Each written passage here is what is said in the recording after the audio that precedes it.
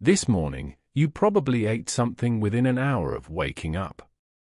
Cereal, coffee, maybe eggs. You call it breakfast. You think it's normal. But the real answer is far stranger. For most of human history, breakfast didn't exist. Not as a meal. Not as a word. Not as an idea your ancestors carried around in their heads.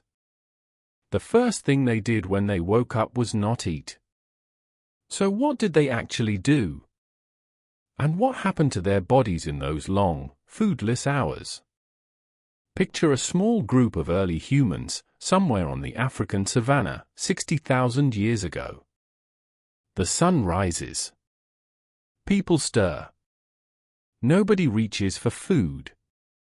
There is no food sitting ready. No pantry. No fridge. No granary. Whatever they eat today, they will have to find today. This is the part that's hard to imagine. Your entire relationship with food is built around storage. Boxes, bags, jars, freezers. Your ancestors had almost none of that. Anthropologist Richard Wrangham, who studies the evolution of human diets, has spent decades arguing that this single fact, the absence of stored food, shaped nearly everything about how the human body works. Think about what that means for your morning. You wake up. Your blood sugar is low. Your stomach is empty. In your world, the fix is 30 seconds away. In their world, the fix might be hours away. Sometimes a full day away. So how did they survive that gap? The answer starts with a hormone you've probably never thought about, ghrelin. It's released by your stomach when it's empty, and it does one simple thing. It makes you hungry. But ghrelin doesn't just create discomfort. It also sharpens you.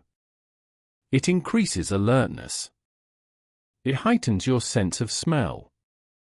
Some research even suggests it improves memory for food-related cues. In other words, hunger isn't just a warning. It's a tool. It's your body switching into a different mode, a seeking mode. For early humans, that seeking mode kicked in every single morning. Hunger wasn't an inconvenience to be silenced with a granola bar.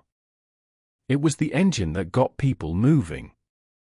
It pushed them out toward the things that might feed them, roots, fruits, insects, eggs, small animals, whatever the landscape offered that day.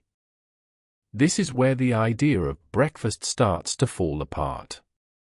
There was no single first meal. There was a search. And the search itself was the morning. Now picture who was doing that searching. Not everyone moved the same way. Adults split up. Some went after large animals, a slow and uncertain task that could take all day and end in nothing. Others, often the older children, the grandmothers, the people anthropologists called the steady providers, focused on things that were almost guaranteed. Roots. Nuts. Shellfish along a riverbank. Slow food, but reliable food. This division of labor mattered because somebody had to bring something back early. Children can't wait until evening to eat. Infants especially need a steady trickle of calories. Anthropologist Kristen Hawkes, who has spent years studying the Hadza, found that grandmothers played an outsized role here. Their foraging often supplied the first real calories of the day for younger children, long before anyone would call it a meal. It was less a sit-down breakfast and more a handoff. A root pressed into a child's hand while the group kept moving. Anthropologists who study modern hunter-gatherer groups, communities like the Hadza of Tanzania, have found something remarkable. The Hadza don't eat on a fixed schedule. They don't have 3 meals. They eat when food is found, which might be mid-morning, might be midday, might be in small amounts throughout many hours. Researcher Frank Marlowe, who lived among the Hadza for years, documented this pattern in detail. Food arrives in waves, tied to foraging success, not to a clock. Now here's the twist. Your body still remembers this rhythm, even if your schedule doesn't. That feeling of being hangry, irritable, foggy, short-tempered when you haven't eaten, isn't a modern glitch. It's an ancient signal, repurposed for a world it was never designed for.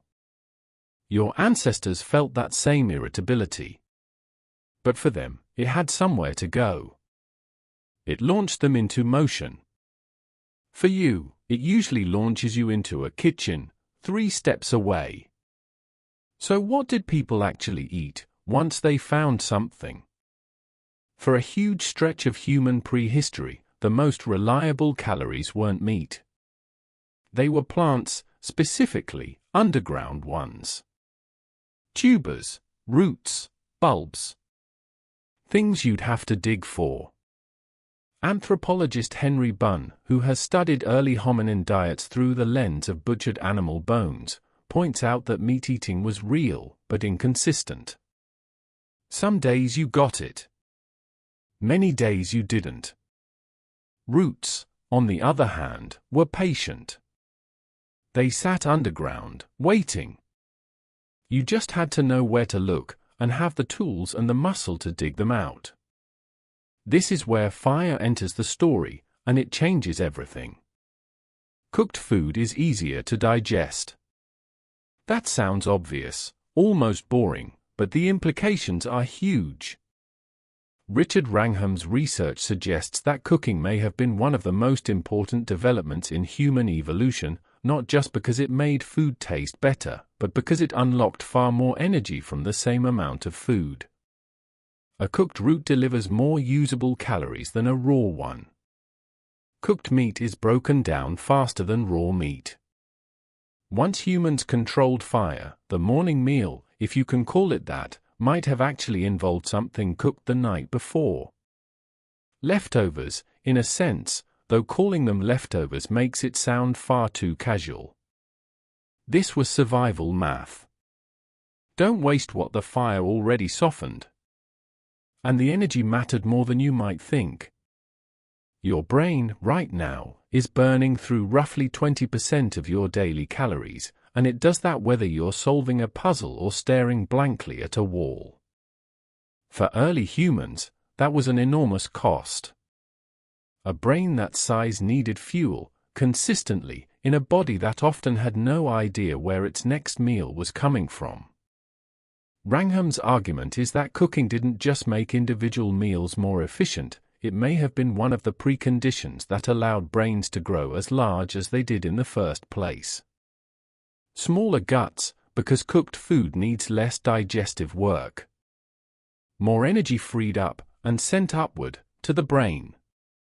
So in a strange way, the absence of breakfast, the gap, the searching, the uncertainty, sat right alongside the very thing that made humans capable of planning around that uncertainty in the first place. But even with fire, even with stored roots from yesterday's digging, there was no guarantee. Some mornings, there was simply nothing. And the body had an answer for that too. When you don't eat for an extended period, your body shifts its fuel source. It starts breaking down fat stores for energy, producing molecules called ketones. This is sometimes framed today as a trendy diet trick, intentional fasting, ketogenic eating. But for most of human history, it wasn't a choice. It was Tuesday. Your body is built with this switch already installed. Every person alive today is descended from people who could go hours, sometimes a full day, without food, and keep functioning. Keep hunting, keep walking, keep thinking clearly enough to find the next meal. That's worth sitting with for a second. The discomfort you feel when you skip breakfast. Your great-great-great-grandparents, going back thousands of generations, felt that same thing almost every single day of their lives. And they were fine. More than fine, they were sharp, mobile, and alive enough to have descendants. So when did breakfast actually become a thing? The shift came with agriculture, and later, with industrial work schedules. Once humans started farming, food became more predictable: stored grain, fixed harvests, granaries. And once humans started working factory shifts, eating became scheduled, too. You eat before work because work doesn't wait for your hunger to arrive naturally. The clock decides when you eat, not your body. But even agriculture didn't immediately produce breakfast as you know it. For thousands of years after humans started farming, the morning meal, when it existed at all, was often whatever was left from the night before, eaten quickly, standing up, before heading into the fields. It wasn't a ritual. It wasn't a category of food with its own rules. There was no such thing as a breakfast food. Bread was bread. Porridge was porridge. You ate it whenever it made sense to eat it. The idea that morning calls for a specific kind of meal, sweet, light, often built around grains or eggs, is something that solidified surprisingly recently, and it solidified for reasons that had almost nothing to do with biology. Historian and food researcher Heather Anderson, who has traced the cultural history of breakfast, notes that the modern 3 meals a day structure is a relatively recent invention, tied closely to industrialization, electric lighting, and the standardization of the workday. Before that, meal timing was far looser, often just 2 meals, sometimes 1, shaped by daylight and labor, not by habit. Which means the thing you think of as the most natural part of your day, breakfast, is actually one of the newest parts of being human. Here's the strange part. Your hunger hormones, your fasting metabolism, your body's ability to run on stored fat, none of that disappeared. It's all still there, humming along underneath your modern routine. But you almost never use it. You eat before the hunger even fully arrives. You silence Ghrelin before it gets a chance to sharpen you. Some researchers studying intermittent fasting have found that short periods without food can improve focus, regulate blood sugar, and even support cellular repair processes. Not because fasting is some new biohack, but because it's reactivating a system that was running every single morning for nearly the entire span of human existence. So think about your alarm clock. The moment it goes off, what's the first thing you do? For nearly all of human history, the answer was get up and start looking. Not eating. Searching. Moving. Sensing. Your ancestors' mornings were not meals. They were missions. And somewhere inside you, that mission mode still exists. It's just been sitting unused, waiting for a kind of morning that almost never comes anymore. There's something almost funny about this, if you step back far enough. You've spent your whole life thinking of breakfast as the foundation of your day, the thing that fuels you up before you can function. But for the vast majority of people who ever lived, the day started on empty. The fuel came later, as a result of the day's effort, not as a prerequisite for it. Hunger was the starting gun, not the thing you silenced before the race began. That doesn't mean you should skip breakfast tomorrow. Your body, your schedule, and your life are not a savanna, and there's no reason to pretend otherwise. But it does mean that the gnawing, slightly irritable feeling you sometimes get before you've eaten isn't a malfunction.